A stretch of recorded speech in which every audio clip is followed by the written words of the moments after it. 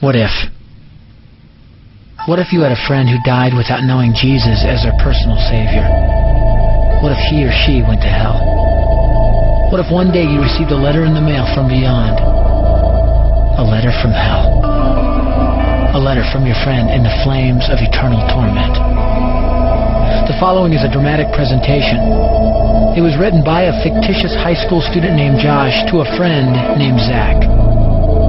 Although Zach had every opportunity to tell Josh about Jesus, he didn't. They were best friends. They played soccer together, they went to classes together, they partied together, they shared their lives with each other.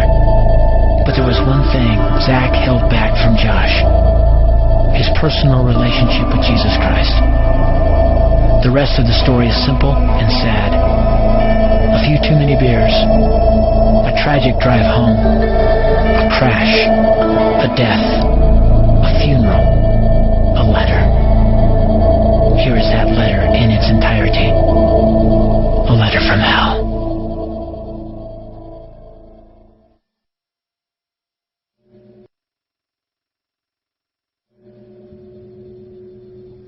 Dear Zach, I died today. It's a lot different than I expected. You see, I always thought dying would bring me into a world that's foggy and hazy. But this place is crystal clear. It's even more real than my life on earth. I can think. I can talk. I can even feel. Right after the wreck, I could feel my spirit leaving my body. It was the weirdest thing, Zach. I thought I heard you screaming out to me, man. I must have been just imagining things. At first, I was just standing in line, getting registered, I guess. They asked me for my name and began to look in this thing they called the Book of Life. I guess they couldn't find it, though, because this huge angel standing next to me grabbed me by the arm and started dragging me away. I was terrified. I had no idea what was going on. I asked the angel where he was taking me,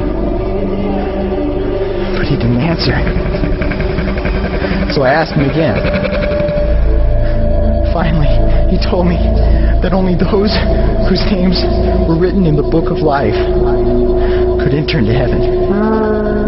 And the rest would be condemned to hell forever. Man, I was scared.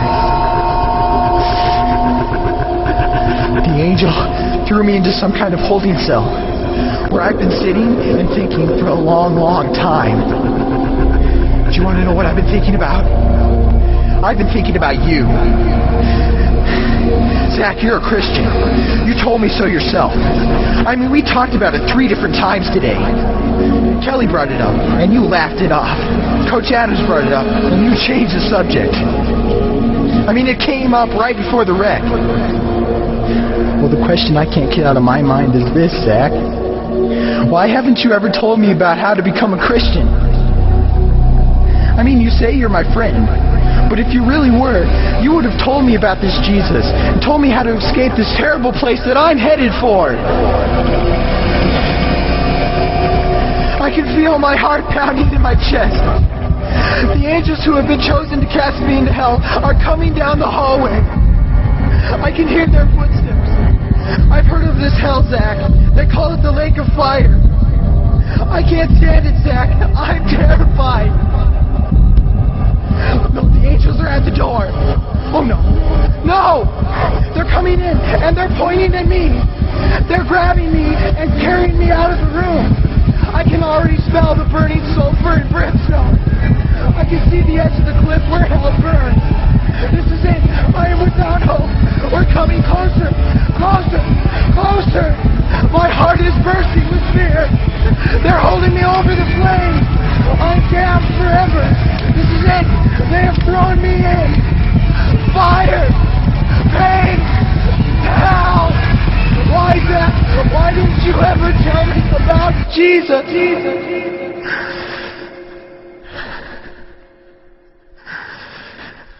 Signed,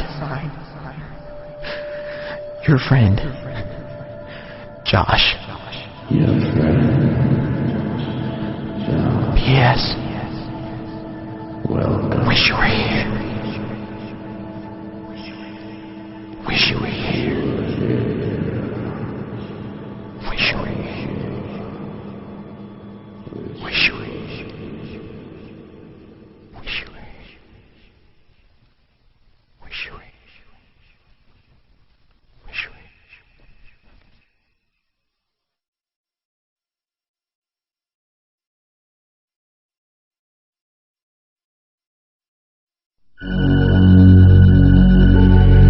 Don't bother me.